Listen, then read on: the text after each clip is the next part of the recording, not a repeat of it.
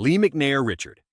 Although Richard Lee McNair was a very smart man, he failed a robbery, killing one man and shooting 4 times another. He tried his first escape through a ventilation pipe in 1992 following his incarceration, but was caught a year later. But the escape that would bring him recognition occurred on April 5, 2006. Knowing the mailbags were going to be delivered to a neighboring warehouse outside the prison, McNair developed a scheme to hide inside one fitted with a breathing tube since his prison work required mending ripped mailbags. His scheme worked, but upon arrival, he had to wait till the staff left to flee. Lunch was scheduled. Though his problems didn't stop there, he got out of the sack and fled the room stopped. He was jogging close to the railroad tracks by a police officer. McNair said he didn't carry any ID. Knowing a recent prison escapee, the officer questioned his colleagues for specifics that fit McNair's description. McNair stayed calm and showed no worry, therefore persuading the officer he wasn't the fugitive and allowing him to leave even though he started to display mistrust. Yoshii Shiratori. Renowned in Japanese history for his remarkable prison escapes, sometimes known as the prison break magician, Yoshii Shiratori is using a metal wire he had surreptitiously acquired. Shiratori conducted his first escape in 1936 while imprisoned in Aomori prison. Soon afterward, he was moved to Akita prison. There he fled a second time by dislocating his shoulders to fit through a tiny food opening in his cell door. Alarms were set off by this second escape, and authorities sent him to Abashiri prison in Hokkaido, a place noted for strict security and harsh winters. At Abashiri, Shiratori developed an escape using very high temperatures. He waited for cold evenings to weaken the metal bars on his window, then progressively bent them over time until he could squeeze out. He was transported to Sapporo prison for his last and most well-known escape in 1944 when he observed guard behavior and noted they did not chain him when he took baths. Using the routine, he unscrewed an escape hatch in the ceiling with a bucket handle, at last en route to freedom. Later, his life narrative was immortalized in the Japanese book Hagoku Jailbreak, so strengthening his reputation as the most famous jail escape artist in Japan. Given how clever and crafty he must be to execute those incredible escapes, talking to a guy like that would most likely be absolutely fascinating. Niño El Chapo Guzman. Often referred to as one of the most notorious drug lords in history, Joaquin Guzman, sometimes known as El Chapo, made news with 2 audacious escapes from maximum security jails. The guards also were afraid of him. His first breakthrough came in 2001 when his men paid a guard to wheel him out of Puente Grande prison, buried in a laundry cart. Once outside, he moved fast to get into a car and disappeared. But his most amazing escape happened in 2015 out of Altiplano Federal Prison. Guzman's group constructed a complete high-tech tunnel, this time spanning 1.5 miles from under his shower cell to a safe house outside the prison.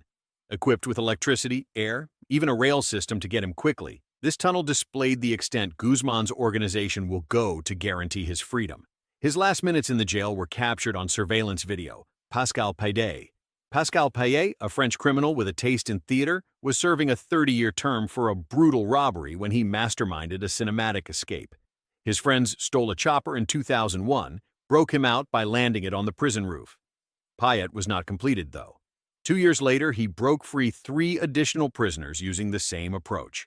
Determined to keep him in custody, authorities started moving him every few months to other prisons. Still, Payet's friends carried off another helicopter heist in 2007. After busting up his cell with the heavy machinery they took with them, they stole a helicopter, attacked the jail rooftop, and released him in less than 5 minutes during Bastille Day. Payet holds the record for greatest amount of helicopter escapes in history, even though he was finally apprehended. Frank Morris, Clarence, and John Anglin. Frank Morris and the Anglin brothers accomplished what was thought impossible while imprisoned in Alcatraz, among the most guarded buildings in the world. Their escape scheme started in 1962 and involved nightly work for months. They expanded the air vents in their cells using spoons and saw blades and surreptitiously built an inflatable raft from rain jackets. They made lifelike fake heads out of paper mache to purchase more time, then set them on their pillows to trick the guards into believing they were asleep. The 3 escaped from their cells on June 11, 1962, slid across the utility tunnels, and at last arrived to the coast, where they used their improvised raft. Their bodies never turned up, even with thorough searches. Frank Abagnale Jr. Once discovered for his misdeeds, he was transported to the Federal Detention Center in Atlanta in the early 1970s. But a protocol error turned out to be Abagnale's unanticipated benefit. The marshal neglected to turn in his commitment papers, hence guards mistook him for a prison inspector. Grabbing the chance, Abagnale made false business cards under the alias inspector and FBI agent, helped by a buddy. He persuaded the guards, using these false credentials, that he had to visit an FBI associate outside of the jail.